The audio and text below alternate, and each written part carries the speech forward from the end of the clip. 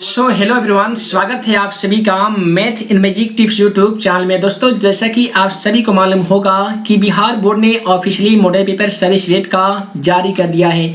तो service wait का हम लोग आंसर की देख रहे हैं। तो आज की इस वीडियो में हम लोग कैशादशी मैथ के मॉडल सेट का ये है आंसर की का दूसरा पार्ट, जिसमें हम आप सभी को बताने वाले हैं क्वेश्चन नंबर 50 से लेकर क्वेश्चन नंबर 100 तक के मैथ के सभी ऑब्जेक्टिव क्वेश्चनों का सॉल्यूशन। तो पिछले वाला पार्ट जो भी स्टूडेंट अभी तक नहीं देखे होंगे तो वीडियो क्रिएशन बॉक्स में उसका लिंक दे दिया जाएगा, वहां से आप जाके पहले पार्ट को देख सकते हैं। तो आइए हम आप सभी को पहला क्वेश्चन नंबर 50 को दिखा देते हैं। दोस्तों, पहला सवाल है क्वेश्चन नंबर 50 में कि आर त्रिज्या वाले गोले के संपूर्ण पृष्ठ का क्षेत्रफल क्या होगा। जैसा कि हम आप सभी को पिछले वाले वीडियो में बता दिए थे कि आर त्रिज्या वाले अर्धगोला का संपूर्ण पृष्ठ का क्षेत्रफल 4 पाई आर स्क्वायर होता है। तो 4 पाई आर स्क्वायर ऑप्शन डी में दिया गया है, अतः क्वेश्चन का सही जवाब ऑप्शन डी होगा। उसके बाद में अगला सवाल है क्वेश्चन 51 में दिया गया है कि यदि 6, 8, 9, x तथा 13 का मान 10 है तो x का मान क्या होगा। यहाँ पे हम लोग x का मान ज्ञात करने के लिए सबसे पहले माद का फॉर्मूला लिखेंगे। आप सभी को मालूम होगा कि माद का एक फॉर्मूला आता है सिग्मा x बटा n। तो यहाँ पे माद का तो मान क्वेश्चन में दे दिया है, कितना दिया गया है तो 10 दिया गया है। आप यहाँ पे 10 लिखेंगे। उसके बाद में सिग्मा x का मतलब होता है कुल प्रेक्षणों का योग। तो कुल प्रेक्षण कितना है तो 6 है, 8 है, 9 है, 1 और 13 है। तो सभी का योग अर्थात सभी को हम लोग जोड़ेंगे। कैसे जोड़ेंगे तो 6 plus 8 plus 9 plus x plus कितना है 13 है, और बटा में है n अर्थात नंबर, और नंबर के माने तो संख्या होता है। तो ये कितनी संख्या है तो 1, 2, 3, 4 और 5 है। तो यहाँ पे हम लोग 5 से क्या करेंगे भाग लगाएंगे। उसके बाद में हम ये सभी संख्याओं को जोड़ेंगे सिवाय x को छोड़कर। तो सभी संख्याओं को जोड़ देंगे ना तो ये 36 प्लस x हो जाएगा बराबर, इसको हम लोग क्या करेंगे कि 10 में 5 से मल्टीप्लिकेशन करेंगे। तो 10 बचे कितना होता है 50 होता है ना। तो अब आप क्या करेंगे कि x बराबर अगर आप 50 लिख देते हैं तो यहाँ पे है प्लस 36 बराबर उधर जाकर माइनस 36 हो जाएगा। आप सभी को मालूम होगा कि 50 में से 36 को माइनस करते हैं ना तो कितना बचता है 14 बचता है। अतः क्वेश्चन का सही जवाब ऑप्शन डी होगा 14।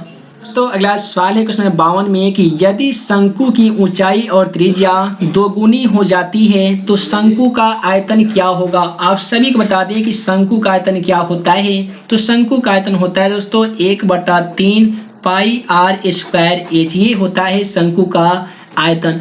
अब सवाल में बोला गया है कि यदि शंकु की ऊंचाई और त्रिज्या दोगुनी कर दी जाए, यानी 1/3 को सेम टू सेम लिखेंगे, पाई को सेम टू सेम लिखेंगे, और जहाँ पे आर का मान होगा वहाँ पे हम लोग क्या करेंगे 2r करेंगे, और इसका करेंगे स्क्वायर अर्थात दोगुनी करेंगे।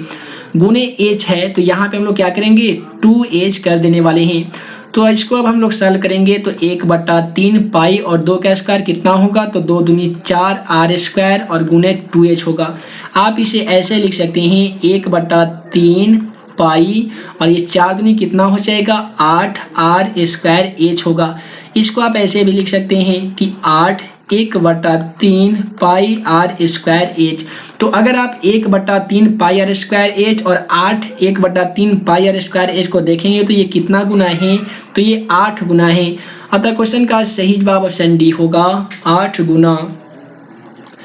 उसके बाद में अगला सवाल है क्वेश्चन 53 में कि निम्नलिखित वितरण के लिए यहाँ पे वर्ग अंतराल दे दिया गया है और बराबरता भी दे दिया गया है। तो ये वर्ग अंतराल और बराबरता के माध्यम से आप सभी को निम्नलिखित वर्ग का सीमा क्या होगा, बहुलक वर्ग सीमा। यहाँ पे आप सभी को बहुलक ज्ञात करना होगा। आप सभी को मालूम होगा कि अधिकतम बराबरता का जो मान होता है वही क्या होता है तो बहुलक होता है।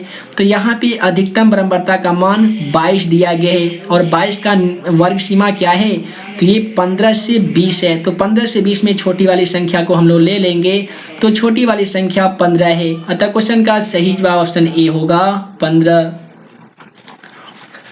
उसके बाद में अगला सवाल है क्वेश्चन नंबर 54 में कि निम्नलिखित में से कौन सा आलेख द्वारा निर्धारित नहीं किया जा सकता है। यहाँ पे 4 ऑप्शन दिया जा रहा है, इसमें आप सभी को बताना होगा कि कौन ऐसा ऑप्शन है जिसको आलेख के द्वारा हम लोग निर्धारित नहीं कर सकते हैं। तो क्वेश्चन नंबर 54 का बिल्कुल सही जवाब ऑप्शन ए होगा। माद अर्थात मीम को आलेख द्वारा निर्धारित नहीं किया जा सकता है। उसके बाद में अगला सवाल है क्वेश्चन 55 में कि दो घनों का आयतनों का अनुपात 1:27 है, तो उनके कोरों का अनुपात क्या होगा। आप सभी को मालूम होगा कि घन का आयतन क्या होता है, तो दोस्तों भुजा का क्यू होता है। तो यहाँ पे आयतन का अनुपात 1:27 है, तो आप क्या करेंगे 1:27 में क्यू रूट अंडर लगा देंगे, क्यू रूट अंडर, ठीक है। आप उसके बाद में गुणनखंड करेंगे तो एक का गुणनखंड आप 1 गुने 1 कर सकते हैं, 27 को कर सकते हैं, 3 तिहाई 9 त्रिका 27। तो डबल 1 का 1 होगा, अनुपात को अनुपात लिखेंगे हम लोग, और डबल यहाँ पे ट्रिपल 3 का क्या होगा 1/3 हो जाएगा। तो क्वेश्चन का सही जवाब क्या आने वाला है, तो 1:3 होगा। तो 1:3 ऑप्शन सी में दिया जा चुका है, अतः क्वेश्चन का सही जवाब ऑप्शन सी हो जाएगा। उसके बाद में अगला सवाल है क्वेश्चन 56 में कि यदि tan थीटा बराबर 1 हो तो थीटा का मान क्या होगा। सवाल में पूछा गया है कि आखिर tan में कितने डिग्री का मान 1 होता है। आप सभी को बता दें कि tan में भी तथा cot में 45 डिग्री का मान 1 के बराबर होता है। तो tan 45 बोला जाएगा तो 1 हो जाएगा, और cot 45 बोला जाएगा तो भी 1 होगा। और बोला जाएगा कि यदि tan थीटा बराबर 1 हो तो थीटा का मान कितना होगा, तो 45 डिग्री हो जाएगा। यानी क्वेश्चन का सही जवाब ऑप्शन बी होगा। इसके बाद में अगला सवाल है क्वेश्चन 57 में दिया गया है एक्स भुजा वाले समबाहु त्रिभुज का क्षेत्रफल क्या होगा। आप सभी को बता दें कि समबाहु त्रिभुज का क्षेत्रफल क्या होता है, तो रूट अंडर 3/4 गुने भुजा का स्क्वायर होता है। तो इसे हम लोग ऐसे करेंगे, रूट अंडर 3/4 और भुजा का मान कितना दिया गया है, x दिया गया है। तो ऐसा कीजिए x का स्क्वायर कर दीजिए ना, तो क्वेश्चन का सही जवाब ऑप्शन बी होगा, रूट अंडर 3/4 x² वर्ग इकाई। उसके बाद में अगला सवाल है क्वेश्चन 58 में बोला गया है कि 52 ताश के पत्तों की एक गड्डी को अच्छी तरह फेंट कर उसमें से यदृच्छा एक पत्ता निकाला जाता है, तो उनके रानी आने की प्रक्रिया क्या होगी। यानी ताश में आप सभी को मालूम होगा कि कुल कितने पत्ते होते हैं, 52 पत्ते होते हैं। तो मान लेते हैं कि ताश के 52 पत्ते को गड्डी से अच्छी प्रकार से क्या किया गया है, फेंट दिया गया है, और उसमें से एक पत्ता यदृच्छा निकाली जाती है, अर्थात बिना दिखे निकाली जाती है। तो निकाली गई पत्ते का क्या प्रक्रिया होगा कि वह पत्ता क्या होगा, रानी होगा। आप सभी को मालूम होगा रानी को आप लोग बीबी के नाम से भी जानते होंगे, और रानी की संख्या कितनी होती है, तो रानी की जो संख्या होती है वो 4 होती है। तो ऐसा कीजिए, प्रक्रिया का तो फॉर्मूला मालूम होगा, अनुकूल परिणामों की संख्या बटा कुल परिणामों की संख्या। तो रानी आने की अनुकूल परिणामों की संख्या 4 होगा, और कुल परिणामों की संख्या कितना होगा, 52 होगा। तो आप ऐसे कटा सकते हैं, 13 चौका 52, अर्थात 1/13 मरतबे कटेगा। तो 1/13 ऑप्शन डी में दिया जा चुका है, अतः क्वेश्चन का सही जवाब ऑप्शन डी होगा। उसके बाद में अगला सवाल है उसमें 59 में कि यदि घटना की प्रक्रिया इतना है तो घटना नहीं होने की प्रक्रिया क्या होगा। यानी एक प्रक्रिया दिया जा चुका है तो प्रक्रिया नहीं होने बराबर क्या होगा। तो उसके लिए एक फॉर्मूला होता है 1 - p × e होता है। कैसे सॉल्व कीजिएगा, तो 1 - प्रक्रिया का मान क्वेश्चन में कितना है दोस्तों, तो 0.08 है। तो लिख दीजिए 0.08। आप एक को ऐसे लिख सकते हैं 1.00 - 0.08 लिख दीजिए। इससे क्या होगा कि आपको घटाव बनाने में आसानी होगी। 10 में से 8 को घटा लीजिए, कितना आएगा, 2 आएगा। अब तो ये बच गया होगा कितना, 9 बच गया होगा। 9 में से 0 माइनस कीजिएगा तो भी 9 होगा, दशमलव का दशमलव लगा दीजिए। उसके बाद में तो 0 बच गया होगा, क्योंकि हम लोग दहाई ले चुके हैं। तो ये 0 में से 0 माइनस करेंगे तो कितना होगा, 0 होगा।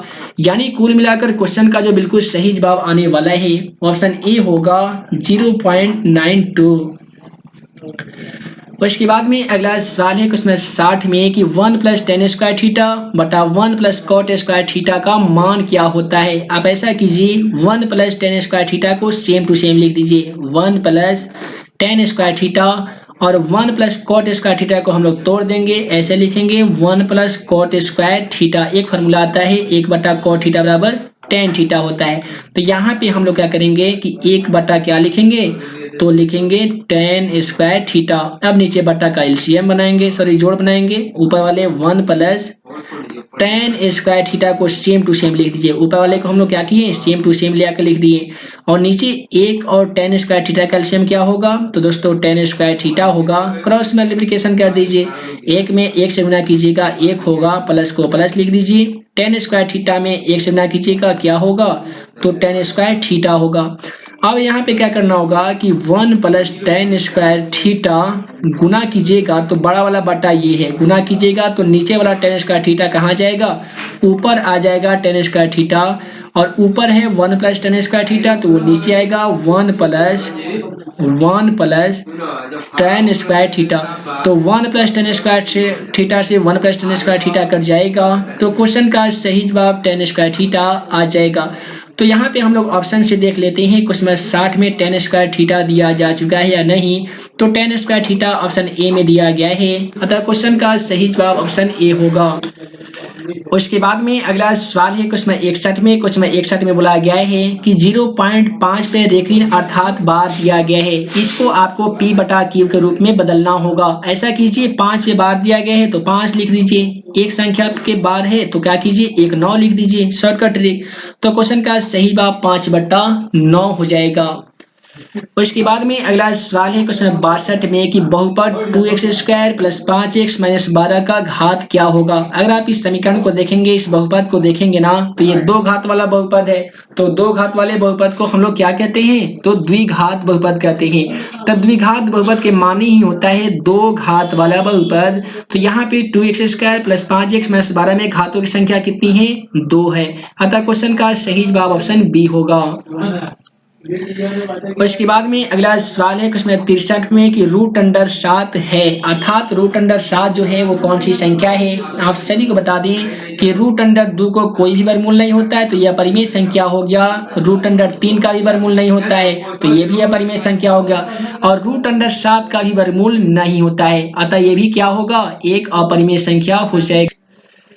उसके बाद में अगला सवाल है क्वेश्चन 64 में दिया गया है x into x square plus 2x बराबर क्या होगा। काफी सिंपल सवाल है। ऐसा कीजिए, क्रॉस मल्टीप्लिकेशन कीजिए, यानी x स्क्वायर में x से गुना कीजिएगा तो जाहिर सी बात है ये x क्यूब हो जाएगा, प्लस का प्लस लिखिए। और इसी x से अगर 2x में मल्टीप्लिकेशन कीजिएगा तो 2 का तो 2 होगा, और x में x से गुना होगा तो क्या होगा, x स्क्वायर होगा। तो x cube plus 2x square option A में दिया गया है, x cube plus 2x square, अतः क्वेश्चन का सही जवाब ऑप्शन ए होगा। उसके बाद में अगला सवाल है क्वेश्चन 65 में। क्वेश्चन 65 में बोला गया है कि 28 और 72 का मौसा क्या होगा। ऐसा कीजिए, 28 यहाँ पे लिख दीजिए और 72 लिख दीजिए और दोनों का गुणनखंड कीजिए। 28 का गुणनखंड कैसे कीजिएगा, इस प्रकार से कीजिए, ये 14 दूना 28, 2 मरतबे लगा दीजिए, 7 दूनी 14 हो गया। तो आप ऐसे लिख सकते हैं 2 गुने 2 गुने 7। उसी प्रकार से 72 का गुणनखंड कीजिए, कैसे कीजिएगा, तो 36 दूना 72, ये 18 दूनी 36 हो जाएगा, ये 9 दूनी 18, ये 3 तिहाई 9 होगा। आप ऐसे लिखेंगे 2 गुने 2 गुने 2 गुने 3 गुने 3, 3 तिहाई 9, 9 दूनी 18, 18 दूनी 36 दूनी 72। और एचसीएफ अर्थात मौसा का मानी होता है जो भी संख्या जो दोनों में कॉमन आ गई हो तो समझ लीजिए कि वह मौसा अर्थात एचसीएफ है। तब दोनों में मिलने वाली संख्या क्या है, एचसीएफ अर्थात मौसा बराबर 2 गुने 2 है। तो 2 दूनी कितना होता है, 4 होता है ना। तो क्वेश्चन का सही जवाब ऑप्शन सी होगा, 4। उसके बाद में अगला सवाल है क्वेश्चन 66 में कि बहुपद x square minus x plus 1 के शून्यकों का योग क्या होगा। मेट्रिक एग्जाम में कई बार शून्यकों का योग पूछ लिया जाता है या शून्यकों का गुणनफल पूछ लिया जाता है। प्रत्येक स्थिति में आपको बिल्कुल सही जवाब बनाना होगा। शून्यकों का योग को हम लोग कहते हैं अल्फा प्लस बीटा, जिसका फॉर्मूला माइनस बी बटा ए होता है। तो यहाँ पे हम लोग क्या करेंगे, माइनस और बी का मान तो ऑलरेडी माइनस में है 1, तो आप माइनस इंटू माइनस 1 लिखेंगे और ए का मान कुछ भी नहीं है तो ए का मान भी आप 1 लिखेंगे। तो माइनस और माइनस मिलकर ये प्लस हो जाएगा और नीचे तो ऑलरेडी 1 है, तो 1/1 कितने मरतबे कटेगा, 1 मरतबे कट जाएगा। अतः क्वेश्चन का सही जवाब ऑप्शन ए होगा, 1। उसके बाद में अगला सवाल है क्वेश्चन 66 में। क्वेश्चन 66 में बोला गया है कि बहुपद x square minus x plus 1 के शून्यकों का योग क्या होगा। तो शून्यकों का योग को हम लोग अल्फा प्लस बीटा कहते हैं, जिसका फॉर्मूला होता है माइनस बी बटा ए। तो यहाँ पे क्या कीजिएगा कि बी का मान देखिए, यहाँ पे मिलेगा आपको बी का मान कुछ भी नहीं है ना, तो हम लोग एक मानेंगे, क्या चीज में है, माइनस में है। तो माइनस का फॉर्मूला का हम लोग माइनस लिखेंगे और फिर लिखेंगे -1 जो कि बी का मान है। उसके बाद में ए का मान, तो ए का मान तो यहाँ पे देखेंगे तो कुछ भी नहीं है, ठीक है, एक से इसका गुणांक कुछ भी नहीं है, तो हम लोग क्या मानेंगे, 1 मानेंगे। अब यहाँ पे देखिए -1 और -1 मिलकर +1 होगा और बट्टा में भी कितना है, 1 है। तो 1 से 1 कितने मरतबे कटता है, तो 1 मरतबे कट जाता है। अतः क्वेश्चन का सही जवाब ऑप्शन ए हो जाएगा।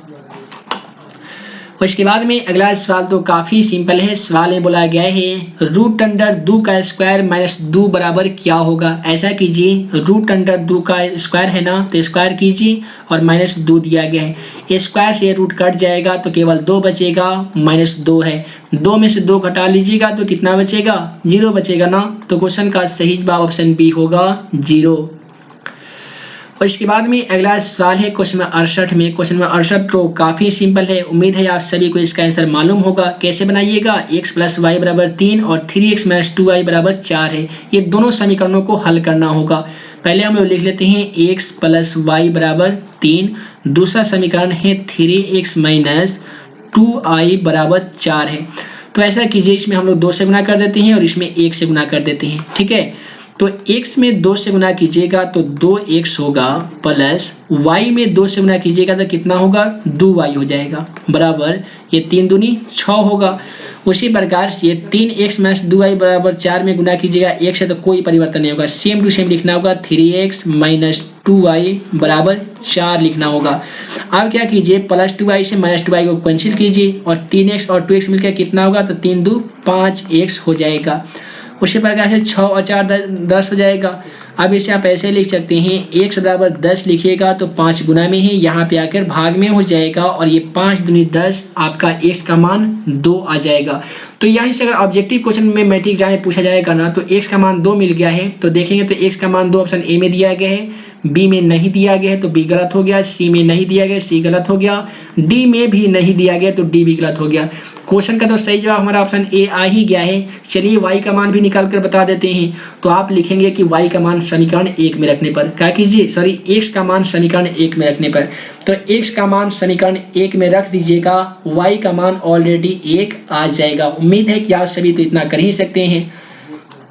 उसके बाद में अगला सवाल देख लीजिए। क्वेश्चन 69 में बोला गया है कि यदि बहुपद y² - y - 6 के शून्यक अल्फा तथा बीटा है तो अल्फा इंटू बीटा का मान क्या होगा। काफी सिंपल सवाल है।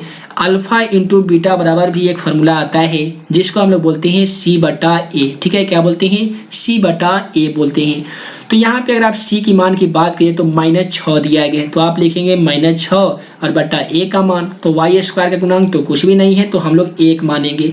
तो अगर -6 में 1 से भाग लगा भी दीजिएगा तो कितना होगा, -6 होगा ना। तो इसीलिए क्वेश्चन का सही जवाब ऑप्शन बी होगा। और इसके बाद में अगला सवाल देख लीजिए। क्वेश्चन 70 में दिया गया है कि द्विघात समीकरण x² - 5x - 300 = 0 का विविक्तर क्या होगा। एक चीज याद रखिएगा, विविक्तर पूछे, प्रकृति पूछे या विवेचक पूछे, प्रत्येक स्थिति में आपको d निकालना पड़ता है। इसके लिए एक फार्मूला होता है b² - 4ac। तो b की मान की बात करें तो -5 दिया गया है ना, तो लिख दीजिए -5 का स्क्वायर माइनस 4 गुने a का मान, तो a का ये 1 से का गुणांक कुछ भी नहीं है, तो a का मान आप 1 मानेंगे, गुने c का मान, तो c का तो मान -300 है ना, तो लिख दीजिए -300। यहाँ पे क्या होगा कि -5 के स्क्वायर 5 × 25, ये माइनस के स्क्वायर +25 हो जाएगा, यहाँ पे भी माइनस और यहाँ पे भी माइनस, तो माइनस और माइनस प्लस होगा। 300 में 4 से गुना कीजिएगा तो 4 × 1200 हो जाएगा। उसके बाद में क्या करना है, तो 1200 में 25 को ऐड कर लीजिए, कितना हो जाएगा, 1225 जाएगा। तो 1225 ऑप्शन ए में दिया जा चुका है, अतः क्वेश्चन का सही जवाब ऑप्शन ए होगा। उसके बाद में अगला सवाल है क्वेश्चन 71 में। उम्मीद है कि आप सभी को इसका आंसर तो मालूम ही होगा। समांतर श्रेणी root under 18 root under 50 root under 98 root under 162 का सारवंतर क्या होगा। सबसे पहले क्या कीजिए कि 18 को सॉल्व कीजिए तो 2 दूनी 4 और यहाँ पे ऐसा कीजिए 5 25 और दूनी 50 ये हो जाएगा। ऐसे देखिए 50 को हम लोग कर देते हैं तो 5 25 दूनी 50 जाएगा और ये हो जाएगा 3 दूनी 6 6 त्रिका 18। यहाँ पे गुना 2 दूनी 4 4 तियाँ 12 हो गया। ऐसा कीजिए यहाँ पे 3 लिख दीजिए तो ये 3 तिहाई 9 9 दूनी 18 हो गया। तो डबल 3 का 1 3 रूट से निकलेगा तो रूट में 2 बचेगा। डबल 5 का 1 5 रूट से बाहर निकलेगा तो रूट में 2 बचेगा। अब सारवंतर हमें ज्ञात करना है। सारवंतर में हम आप सभी को बताए थे कि डी निकाला जाता है, इसका फॉर्मूला a2 माइनस a1 होता है। तो a2 का मान यहाँ पे क्या होगा तो 5 रूट अंडर 2 होगा। तो आप लिख दीजिए 5 रूट अंडर 2 माइनस a1 का मान। a1 का मान कितना है, a1 का मान अर्थात रूट 18 और रूट 18 को लिख सकते हैं 3 रूट अंडर 2। अब 5 रूट अंडर में से 3 रूट अंडर 2 को घटाइएगा। 5 रूट अंडर 2 में से 3 रूट अंडर 2 को घटाइएगा तो जाहिर सी बात है ये कितना आएगा 2 रूट अंडर 2 आएगा। ऐसे घटा लीजिए 5 में से 3 गया 2 बच गया और रूट 2 लगा दीजिए तो 2 रूट अंडर 2 ऑप्शन बी में दिया जा चुका है। अतः क्वेश्चन का सही जवाब ऑप्शन बी होगा। उसके बाद में अगला सवाल देख लीजिए क्वेश्चन 72 को। दिया गया है यदि वाई स्क्वायर प्लस 1 बटा वाई स्क्वायर बराबर 14 हो तो वाई प्लस 1 बटा वाई बराबर क्या होगा। तो ऐसा कीजिए इसको a प्लस बी के फॉर्मूला पे तोड़िए। ए स्क्वायर प्लस 2ab होता है ना तो लिख दीजिए 1 बटा ऐसा लिखिए, इसको माइनस कर देते हैं हम लोग। ठीक है, हम लोग a माइनस बी के फॉर्मूला पे बैठाते हैं तो ये होगा ए स्क्वायर माइनस 1 बटा 2 वाई स्क्वायर। ठीक है, तो ये हो गया a square minus B square plus में होते हैं 2ab यानी 2 गुने a का मान y और गुने b का मान 1 बटा y और बराबर में क्या कीजिए यहाँ पे 14 दिया गया है ना तो 14 लिख दीजिए और यहाँ पे 2 जोड़े हैं हम लोग तो यहाँ पे भी क्या करेंगे 2 को जोड़ देंगे तो ये कितना हो जाएगा 14 2 16 हो जाएगा। आप इतने के बदले में ऐसे लिख सकते हैं a प्लस बी का स्क्वायर भी आप सभी लिख सकते हैं। ठीक है, ये प्लस बी का है ना तो ऐसा लिखिए y प्लस 1 बटा वाई का स्क्वायर कीजिए और यहाँ पे कितना है 14 2 16 है। ठीक है, अब क्या कीजिएगा कि अब निश्चित है कि y प्लस 1 बटा वाई पर से स्क्वायर हटाइएगा तो रूट पर क्या आएगा प्लस माइनस में रूट आएगा। तो y प्लस 1 बटा वाई पर से हम लोग स्क्वायर हटा दिए हैं तो 16 पर प्लस माइनस में रूट आ जाएगा। आप सभी को बता दें कि 1 बटा वाई यानी y प्लस 1 बटा वाई बराबर ये 16 क्या कीजिएगा और 16 का वर्गमूल कितना होता है 4 होता है जो कि प्लस माइनस में होता है। ठीक है, तो प्लस माइनस में 4 ऑप्शन यहाँ पे देखिएगा तो डी में दिया गया है। प्लस माइनस 4 किस में दिया गया है ऑप्शन डी में दिया गया है। अतः क्वेश्चन का सही जवाब ऑप्शन डी होगा। उसके बाद में अगला सवाल देख लीजिए क्वेश्चन 73 को। क्वेश्चन 73 तो काफी सिंपल है। बोला गया यदि समांतर श्रेणी का nवां पद 6n-2 हो तो पहला पद क्या होगा। ऐसा कीजिए 6 और गुने n का मान पहले 1 रखे दिखिए और माइनस 2 है तो क्या होगा 6 का 6 माइनस 2 बराबर क्या हो जाएगा 4 हो जाएगा। तो यही ना होगा आपका 4a का मान अर्थात पहला पद। तो क्वेश्चन का सही जवाब यहाँ पे क्या होगा ऑप्शन बी हो जाएगा। और इसके बाद में अगला सवाल है क्वेश्चन नंबर 74 में। क्वेश्चन नंबर 74 में बोला गया है कि बिंदु -6,10 में कोटि का मान क्या होगा। कई बार मैट्रिक एग्जाम में भुज पूछ लिया जाता है, कई बार कोटि पूछा जाता है। याद रखिएगा भुज पूछा जाएगा तो x वाला मान जो होता है वो भुज होता है। ठीक है, x वाला मान भुज होता है और कोटि बोला जाएगा तो y का जो मान होता है वो कोटि होता है। और कोई भी बिंदु जैसे दिया गया -6,10 तो इसमें x का मान पहला वाला y का मान दूसरा वाला। तब बोला गया कोटि का मान क्या होगा तो कोटि का मतलब y वाला मान और y वाला मान इसमें कितना है 10 है ना तो इसीलिए क्वेश्चन का सही जवाब ऑप्शन बी होगा 10। और इसके बाद में अगला सवाल क्वेश्चन नंबर 75 तो केवल फार्मूला पूछा गया है कि sec square a minus tan square a बराबर क्या होता है। तो जिस प्रकार से sine square theta plus cos square theta का मान 1 होता है उसी प्रकार से sec square a minus tan square a बराबर भी क्या होगा 1 होगा। इसलिए क्वेश्चन का सही जवाब ऑप्शन बी होगा। उसके बाद में अगला सवाल देख लीजिए क्वेश्चन 76 में। क्वेश्चन 76 में बोला गया है कि यदि x comma y comma z समांतर श्रेणी में है तो y बराबर क्या होगा। तो y बराबर क्या होगा, इसके लिए आपको d ज्ञात करना होगा। d कैसे ज्ञात कीजिएगा, तो आप सभी को तो फॉर्मूला मालूम होगा, a2 माइनस a1 होता है। तो a2 का मान कितना हो जाएगा, यहाँ पे y माइनस और a1 का मान x होगा। उसके बाद में आप d2 ज्ञात करेंगे तो यहाँ पे a3 माइनस a3 का मान z होगा और माइनस a2 का मान y होगा। अब ये दोनों को आपको क्या करना होगा, इक्वल करना होगा। आप इक्वल ऐसे करेंगे y माइनस एक्स फिर बराबर क्या है, z माइनस y है, यही है ना। तो अब क्या कीजिए कि y और ये माइनस y है तो बराबर की तरह पर ये क्या हो जाएगा, प्लस y हो जाएगा। बराबर ये कितना है, z है तो आप z लिख दीजिए, ये प्लस x है तो क्या हो जाएगा, सॉरी माइनस x है तो प्लस x हो जाएगा। अब ये y में y को जोड़ दीजिएगा तो जाहिर सी बात है 2y हो जाएगा। यहाँ पे है z प्लस x, इसे आप लोग ऐसे लिख सकते हैं कि y बराबर z प्लस x लिखते हैं तो दो यहाँ पे गुना में है यानी मल्टीप्लिकेशन में है, बराबर की तरफ जाकर ये भाग में होगा 2। तो y का जो मान आ गया है z प्लस एक्स बटा 2 आ गया है। तो z प्लस एक्स बटा 2 देख लीजिए ऑप्शन में। तो अगर आप क्वेश्चन नंबर 76 का ऑप्शन में देखेंगे ना तो z प्लस एक्स बटा 2 ऑप्शन बी में दिया गया है, अतः क्वेश्चन का सही जवाब ऑप्शन बी होगा। और इसके बाद में अगला सवाल काफी सिंपल है कि साइन ए गुने कोसेक ए बराबर क्या होगा। चाहे तो आप ऐसे बना सकते हैं, साइन ए का फॉर्मूला होता है p बटा एच गुने कोसेक ए का फॉर्मूला h बटा p होता है। p से p को कटा दीजिए एक मरतबे और a से h को कटा दीजिए एक मरतबे, तो 1 बटा a कट के कितना आता है, 1 आता है। या ऐसे याद कीजिए साइन थीटा गुने कोसेक थीटा का एक फॉर्मूला आता है 1, अतः दोनों नियमों से क्वेश्चन का सही जवाब कितना आएगा, 1 आ जाएगा। उसके बाद में अगला सवाल है क्वेश्चन 78 में कि बिंदु ए में दिया गया 6,0, बी में दिया गया 14,0 और 16,8 से बने त्रिभुज एबीसी का क्षेत्रफल क्या होगा। तो क्वेश्चन नंबर 78 का बिल्कुल सही जवाब ऑप्शन ए आएगा। हम सॉल्व किए थे, इसका आंसर कितना आया था, 32 इकाई आया था। आप सभी कैसे सॉल्व करेंगे, तो एक फार्मूला आता है 1/2 into x1 into y2 minus y3 plus में होते हैं x2, उसके बाद में होते हैं y3 minus y1 plus x3, उसके बाद में होते हैं y1 माइनस y2 यानी 23, 31, 12 होते हैं। ठीक है, ये हो गया आपका त्रिभुज का फॉर्मूला। यहाँ पे क्या कीजिए, ये x1 का मान होगा, दूसरा y1 का मान हो जाएगा, ये x2 दूसरा y2, ये होगा x3 दूसरा हो जाएगा y3 का मान।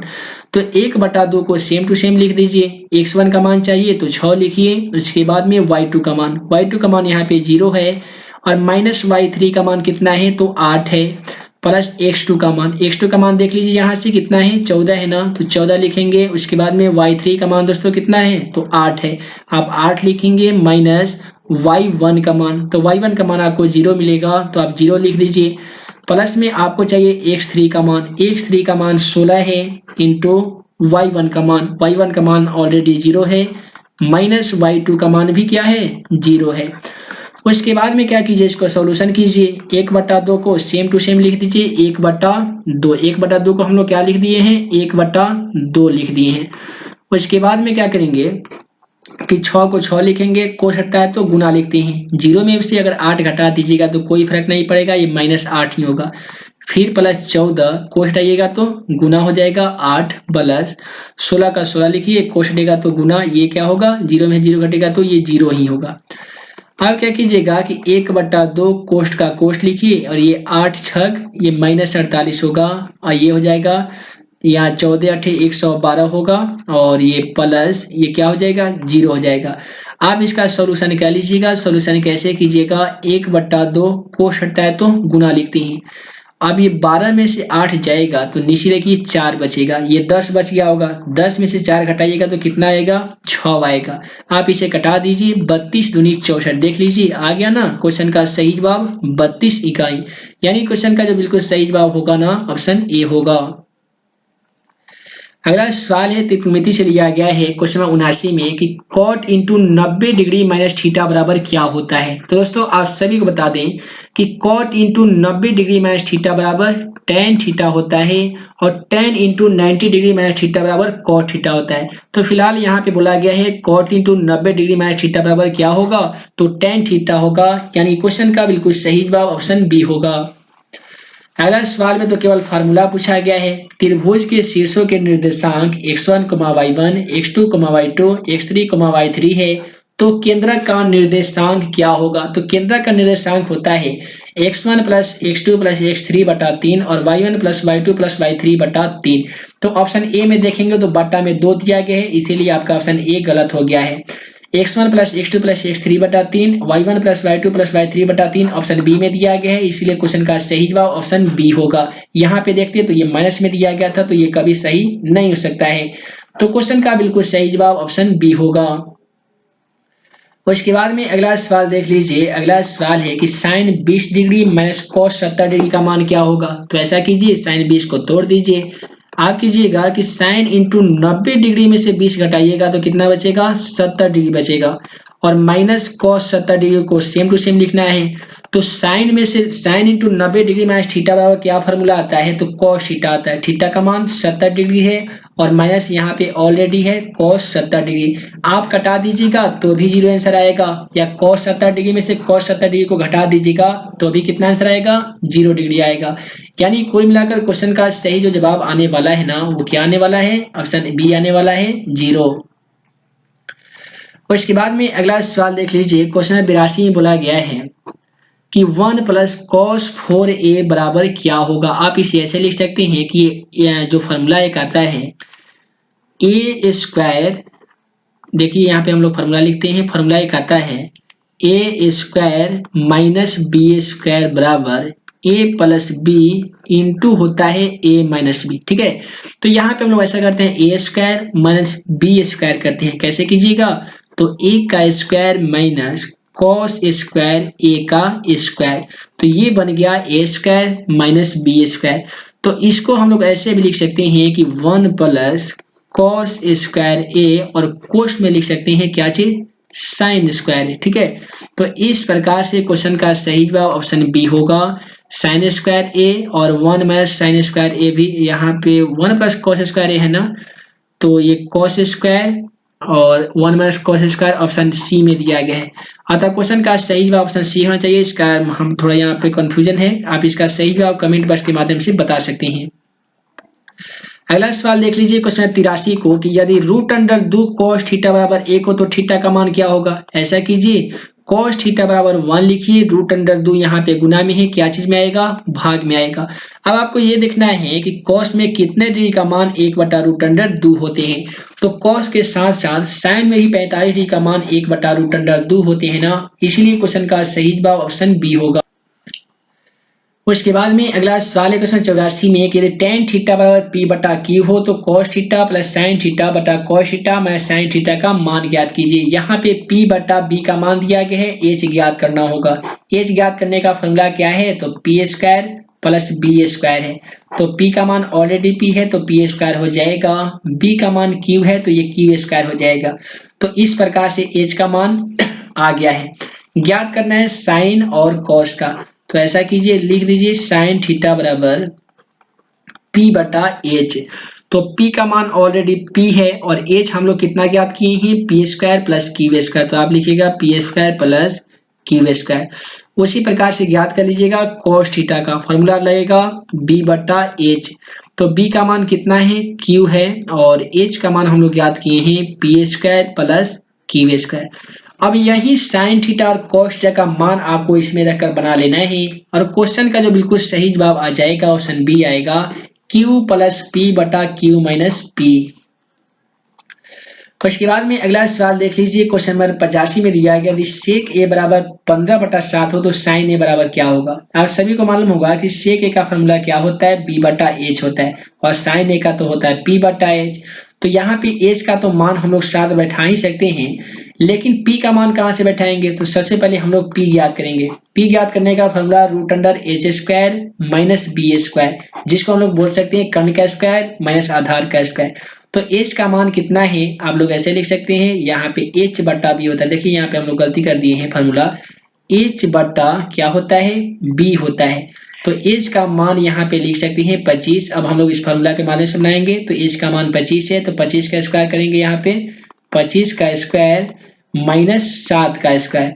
आप सभी को बता दें कि 25 का स्क्वायर कितना होता है, तो 625 होता है। 7 का स्क्वायर 49 होता है। 625 में से 49 हटाइएगा, निश्चित है 576 बचेगा, और 576 का वर्गमूल 24 होता है। तो पी का मान कितना आया, 24 आया ना। तो इसीलिए क्वेश्चन का सही जवाब 24/25 होगा। तो 24/25 ऑप्शन ए में दिया गया है, अतः क्वेश्चन का सही जवाब ऑप्शन ए होगा। उसके बाद में अगला सवाल देख लीजिए क्वेश्चन 86 में कि tan स्क्वायर 45 डिग्री -1 बराबर क्या होगा। ऐसा कीजिए कि tan स्क्वायर 45 को सेम टू सेम लिखिए और -1 है बराबर के जाकर ये +1 हो जाएगा। उसके बाद में tan स्क्वायर 45 डिग्री है तो tan 45 का मान ऑलरेडी 1 होता है, तो a का स्क्वायर कीजिए और ये +1 है तो इधर फिर से ला दीजिए, -1 हो जाएगा। a का स्क्वायर 1 -1 कितना होगा, तो 86 का बिल्कुल सही जवाब 0 आने वाला है। तो इसलिए क्वेश्चन का सही जवाब ऑप्शन बी होगा। उसके बाद में अगला सवाल देख लीजिए क्वेश्चन 87 में दिया गया है कि 1 + tan स्क्वायर a बटा sec स्क्वायर a बराबर क्या होता है। तो ऐसा कीजिए 1 + tan स्क्वायर a बराबर फॉर्मूला आता है sec स्क्वायर a और बटा यहाँ पे भी क्या है, sec स्क्वायर a है। तो दोनों से दोनों कट जाएगा तो क्या बचेगा, 1 बचेगा ना। इसीलिए क्वेश्चन का सही जवाब ऑप्शन सी होगा। और इसके बाद में अगला सवाल है क्वेश्चन 89 में कि एक संयागत पासा फेंका गया है तो एक रूढ़ संख्या आने की प्रक्रिया क्या होगी। रूढ़ संख्या अर्थात आभास संख्या। तो आप सभी को मालूम होगा कि पासा पर 1 2 3 4 के साथ साथ 5 तथा 6 तक कुल संख्या होती है। इसमें रूढ़ संख्या खोजिएगा तो 2 मिलेगा, 3 मिलेगा, 5 मिलेगा। तो रूढ़ संख्या कितना हो गया, 3 हो गया है। कुल संख्या कितना है, 6 है। तो 3/6 कितने मरतबे करता है, तो 1/2 मरतबे करता है ना। तो इसलिए क्वेश्चन का सही जवाब ऑप्शन बी होगा 1/2। उसके बाद में अगला सवाल है कि यदि दो वृत्तों का क्षेत्रफलों का अनुपात 4:25 है तो उनके त्रिज्याओं का अनुपात क्या होगा। काफी सिंपल सवाल है। क्वेश्चन का क्या कीजिएगा कि 4 में भी रूट लगा दीजिए और 25 में भी रूट लगा दीजिए। 4 का वर्गमूल 2 होता है, 25 का वर्गमूल 5 होता है। तो 2:5 ऑप्शन डी में दिया गया है, अतः क्वेश्चन का सही जवाब ऑप्शन डी होगा। उसके बाद में अगला सवाल है क्वेश्चन नंबर 91 में कि अच्छी प्रकार से फेंटी गई एक ताश की गड्डी में से एक पत्ता यदृच्छा निकाली जाती है तो इसके लाल रंग के तस्वीर वाला पत्ता होने की प्रक्रिया क्या होगी। देखिए इसमें दोनों जो क्वेश्चन है उसको क्या किया गया है, यहाँ पे चेंज किया गया है। तो ऐसा कीजिए कि लाल तस्वीर वाला पत्ता कितना होता है, पूरे ताश की गड्डी में 12 होता है और कुल परिणामों की संख्या कितना होता है, तो 52 होता है। तो ऐसा कीजिए कटा दीजिए, 6 दूनी 12 और 26 दूनी 52। तो यहाँ पे अगर देखिएगा केवल लाल रंग के तस्वीर वाला पत्ता, तो कुल परिणाम लाल रंग के तस्वीर वाला के कितना होगा, 6 होगा। ठीक है, क्योंकि उसमें चीड़ का होता है और लाल रंग का होता है। और केवल तस्वीर का बात करें हम लोग तो तस्वीर वाला पत्ता पूरे ताश में होते हैं 12 और लाल तस्वीर वाले होते हैं 6 और काला तस्वीर वाले 6 होते हैं। तो क्वेश्चन में केवल लाल तस्वीर दिया है तो लाल तस्वीर वाले की संख्या कितना होगा, 6 होगा, कुल संख्या 52 होगा। तो इसको कटा दीजिए, 3 मरतबे, ये 26 मरतबे। तो ऊपर बच गया 3 और नीचे आ गया कितना, 26। तो 3/26 ऑप्शन डी में दिया गया है, अतः क्वेश्चन का सही जवाब ऑप्शन डी होगा। अगला सवाल देख लीजिए क्वेश्चन 52 में दिया गया है 92 में कि यदि किसी बटन का माध्य और माध्यक क्रमशः 4.6 और 4.8 है तो बहुलक क्या होगा। बहुलक का काफी सिंपल फॉर्मूला आता है, बहुलक बराबर वह होते हैं 3 गुणे माध्यक माइनस 2 गुणे माध्य होते हैं, माइनस 2 गुणे माध्य एक फॉर्मूला होता है बहुलक का। तो ऐसा कीजिए 3 गुणे माध्य कर दीजिए, माध्य का मान 4.6 है, 4.6, फिर माइनस 2 गुणे माध्य कीजिए, 2 गुणे 4.8। तो 3 गुणे 4.6 कीजिएगा तो कितना होता है, यहाँ पे 14.4 हो जाएगा। उसके बाद में 4.8 में 2 से गुणा कीजिएगा तो कितना होगा, तो ये सीधे कर दीजिए, 4899 होता है तो 9.2 होगा। तो 14.4 में से 9.2 को माइनस कीजिएगा तो कितना होगा, तो 5.2 होगा। इसलिए क्वेश्चन का सही जवाब ऑप्शन सी होगा 5.2। उसके बाद में अगला सवाल है क्वेश्चन नंबर 93 में कि प्रेक्षण 8,12,7,14 इतना इतना का माध्यक क्या होगा। माध्यक ज्ञात करने के लिए हम लोग क्या करते हैं, दी गई संख्याओं को बढ़ते क्रम में सजाते हैं।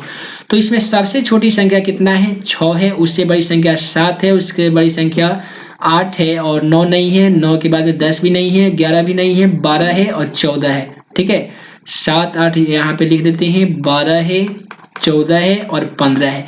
बढ़ते क्रम में संख्या को सजा लिए हैं, दोनों ओर से जोड़ा लगा दीजिए, बीच में जो भी संख्या बचेगा उसको हम लोग क्या करेंगे, जोड़ के और 2 से भाग लगाएंगे। तो 12 8 20/2 करेंगे तो कितने मरतबे कटेगा, 10 मरतबे कटेगा। इसका एक आसान तरीका है, ये कुल संख्या कितना है तो 2 4 6 है। तो 6 को क्या करेंगे, 6 + 1/2 करेंगे तो ऐसा छोड़ दीजिए। ठीक है, सीधे n + 1/2 कीजिए या दोनों से जोड़ लगाइए, बीच में जो संख्या बच जाएगा दोनों को जोड़ के 2 से भाग लगा दीजिए। क्वेश्चन का सही जवाब आपका ऑप्शन बी आएगा, 10 12 8 20/2 कट के 10 आएगा। अगला सवाल है कि माध्य का 3 गुना और माध्य का 3 गुना और माध्य का 2 गुना का अंतर बराबर क्या होता है। तो अभी है ना हम लोग क्वेश्चन को बनाए हैं कि माध्य का 3 गुना और माध्य का 2 गुना क्या बनाए हैं, बहुलक बनाए हैं। तो इसका अंतर क्या कहलाएगा, तो बहुलक कहलाएगा ना, यानी क्वेश्चन का सही जवाब ऑप्शन सी होगा, मोड अर्थात बहुलक। उसके बाद में अगला सवाल है कि एक घड़ी की मिनट वाली सुई 1 मिनट में कितना डिग्री का कोण बनाती है। काफी सिंपल सवाल है, क्वेश्चन नंबर 93। आप सभी को बता दें कि 1 मिनट में घड़ी का सुई 6 डिग्री का कोण बनाती है और 60 मिनट में कितना बनाती है, 360 बनाती है। तो कटा दीजिए, 0 से 0 कटेगा और 6 1 36 तो कितना बचेगा, 6 बचेगा ना। तो इसीलिए क्वेश्चन का सही जवाब क्या होगा, 6 हो जाएगा। है दोस्तों, अगला सवाल है कि आधार की त्रिज्या r तथा ऊंचाई h वाले लंबवृत्तीय बेलन का आयतन क्या होता है। क्वेश्चन का सही जवाब ऑप्शन डी होगा, बेलन का आयतन πr² h होता है और वक्रपीठ या संपूर्ण पृष्ठ का क्षेत्रफल 2πr/h होता है। तो क्वेश्चन का सही जवाब ऑप्शन डी हो जाएगा। उसके बाद में अगला सवाल है क्वेश्चन 97 में कि समबाहु त्रिभुज ABC में AD लंब BC है तो AD² बराबर क्या होगा। तो 97 का बिल्कुल सही जवाब 3CD² हो जाएगा। इसके बाद में अगला सवाल में फार्मूला पूछा गया है कि r त्रिज्या वाले अर्धगोले का वक्रपृष्ठ का क्षेत्रफल क्या होता है। तो r त्रिज्या वाले अर्धगोले का वक्रपृष्ठ, देखिए गोला का वक्रपृष्ठ का क्षेत्रफल 4πr² होता है। तो जब अर्धगोला यानी इसको आधा कीजिएगा तो जाहिर सी बात है 2 मरतबे कटेगा तो 2πr² ही ना होगा। तो क्वेश्चन का सही जवाब ऑप्शन सी होगा।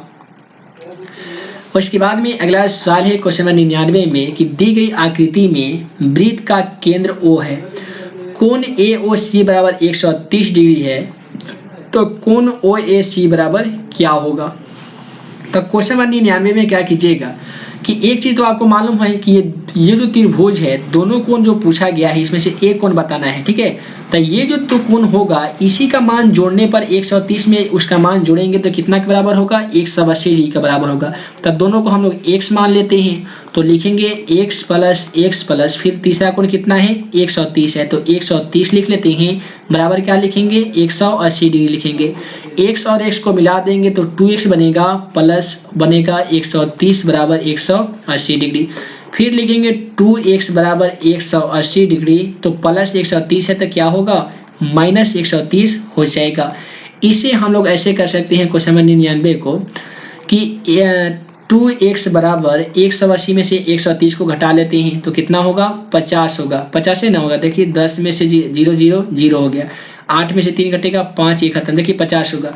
x बराबर कीजिएगा 50 तो ये दो गुना में 2 है तो कथी में आएगा, भाग में आएगा, तो कट के कितना आएगा, 25 आएगा। तो एक कोण आ गया है हमारा 25।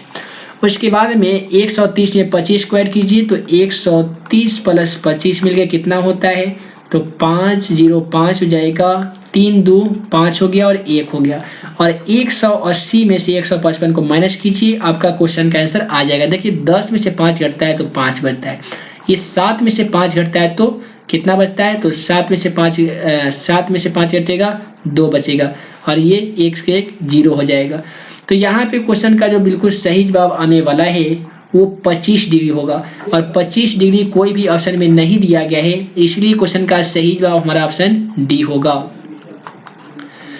और इसके बाद में अगला सवाल क्वेश्चन नंबर 100 को देख लीजिए। न्यू क्वेश्चन है और पिछले छोटा वाला क्लास से क्वेश्चन लिया गया है कि 14 का मिलान चिन्ह क्या होगा। तो ये जो टैली मार्क होता है, अगर 5 को मानना है, जैसे ये 4 हो गया और 5वां इसको हम लोग ऐसे काटते हैं, तो इसको हम 5 गिनती करते हैं। तो इसमें देखिएगा तो ये तो 14 है नहीं, ये भी 14 नहीं है, ये भी 14 नहीं है। देखिए यहाँ पे 4 और 1 5 हो गया, 5 10 हो गया, 10 4 14 हो गया। इसीलिए क्वेश्चन का सही जवाब ऑप्शन डी होगा।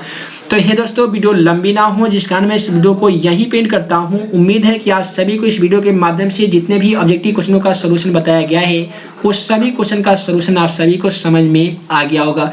वीडियो पसंद आया हो तो वीडियो को लाइक करें, अपने दोस्तों में शेयर करें। ऐसे ही नए नए वीडियो पाने के लिए हमारे YouTube channel math and magic tips को सब्सक्राइब करना बिल्कुल ना भूलिएगा। जो भी अभी तक हमारे द्वारा बनाए गए मोबाइल एप्लीकेशन को इंस्टॉल नहीं किया है, तो जाइए प्ले स्टोर में सर्च कीजिए मैथ एंड मैजिक टिप्स और वहां पे दिए गए एप्लीकेशन को इंस्टॉल कीजिए और उससे स्टडी करके आप मैट्रिक एग्जाम में काफी अच्छे खासे मार्क्स ला सकते हैं। तो हे दोस्तों, मैं मुकीम अंसारी जल्द मिलूंगा अगले वीडियो में नए भी क्वेश्चन के साथ। तब तक के लिए वीडियो देखने के लिए बहुत बहुत धन्यवाद।